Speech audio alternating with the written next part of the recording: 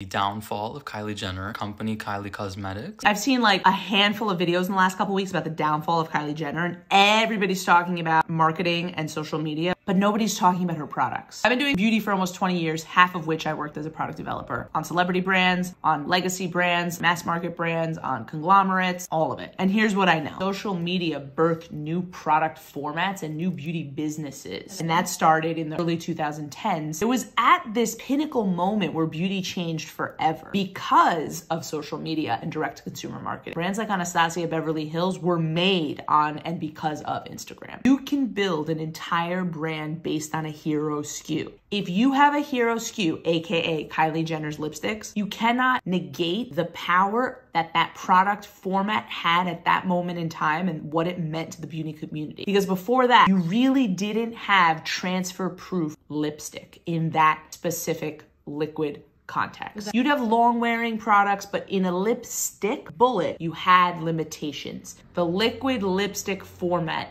ended those bullet limitations. This was a really exciting, novel innovation. Kylie Jenner took it to the next level with those lip kits because it made it mainstream for the youngest generation of beauty consumer. But it's not just about the physical liquid lipstick and the kit and the branding and all of it, and the direct-to-consumer model that was on fire in 2016. It's bigger than that. We need to think about Kylie Jenner's supply chain. There was some commentary and lots of videos, right, including this Be Better one, talking about, oh, they've bought 5,000 units. Well, actually, they had a partnership with the manufacturer. So did KKW. The manufacturer is called Seed Beauty. ColourPop also came out around the same time, direct to consumer. Same facility, same manufacturing, and they owned the whole supply chain, which gave them a competitive advantage over every other beauty brand out there that did not own their supply chain because they were nimble and they were able to get products to market faster than any other brand that did not have their own manufacturing facility. Now, someone may turn around and say, okay, what about conglomerates? Like L'Oreal owns their own facilities. Shiseido owns their own facilities. They also own multiple brands in their portfolio. This manufacturing model of owning a business was also hitting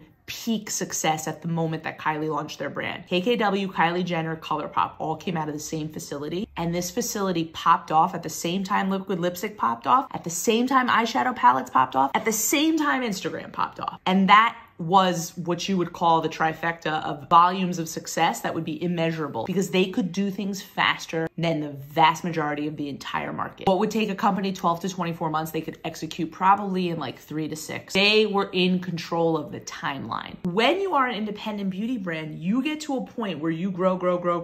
You can no longer keep up with the pace or the volume that you're producing inside one factory, for example. You have to sell. You're basically forced to sell or you will no longer grow, which is the death of a business. And going to the bigger conglomerate, you do run the risk of now losing your competitive advantage. You lose the speed to market. Kylie Cosmetics launched in 2016 and was able to sell to Coty $600 million. For Kylie Jenner to sell her business, it meant that she was at an optimal state in terms of revenue and she needed more access to capital to continue to grow. Had she not sold, it's likely that that would have been the brand's death anyway. Every single product that Seed Beauty was making is now going to go to a different manufacturer. Coty needs to go through that entire process where they reformulate all of the products. They have to rebuy packaging. They have to retool. It's like you're literally birthing the brand for the first time all over again because there's a new owner. Of course, Coty could have chosen to manufacture with the original manufacturing partner, but they chose not to in many instances because you now see things like made in Korea, made in Italy. So it's proving that they have gone elsewhere. I've worked with celebrity brand founders before. I know these things intimately. I've actually sat in rooms with private equity buyers during conversations, so I understand what has to happen. And the process of the buyout is painful. The brand goes through an entire metamorphosis, but sometimes those products, when they get reformulated, they change. And that's either a good thing or a bad thing. This is one of the hardest industries to work in because of the timeline parameters, the supply chain complexities, sustainability initiatives, raising costs, raw material shortages. We can can go on and on. My main job was to put out fires every single day, and there's no way you can control them sometimes. When you add all of these complexities, you add a much bigger assortment to a brand founder like Kylie, and you take away the key thing that made Kylie Jenner so powerful in the beginning, which was being able to hit a trend that was birthed on social media really fast. Is it even the same brand anymore? What's most important here, though, is to bring it back to consumers, because you all do have quite a bit of power. At the end of the day, if Kylie Jenner's products that she was launching were as good as whatever you all experienced with those lip kits initially, the question really remains, would this be a situation where it's more about Kylie Jenner's Instagram relevancy versus it's more about her product quality? From a marketing lens, the theory is Kylie Jenner's fame has gone down, so her business has gone down. But from a product development perspective, her entire beauty business model has shifted because she got bought out by a conglomerate. And the products she's launching are more delayed to market than what they would have been if she stayed indie. But we don't even know that she'd be able to launch this many products if she stayed indie. It's an issue with every single celebrity beauty brand that sells. Do they stay independent and continue to just make money and not grow and not be able to compete with the bigger brands and launch the 50 shade range foundation lines? Or do they sell out to a conglomerate, which can do that, but running the risk of some of what made them so special in the first place? Really, this downfall of Kylie Jenner is prophesizing a relevancy issue on social media and relating it back to the fact that if the social media star is irrelevant, the brand becomes irrelevant. Whereas I would argue if her products were top of the line, first class, first to market, innovative, her relevancy wouldn't matter, because her relevancy would be the fact that she launches products before anyone else does that are more innovative than anyone else.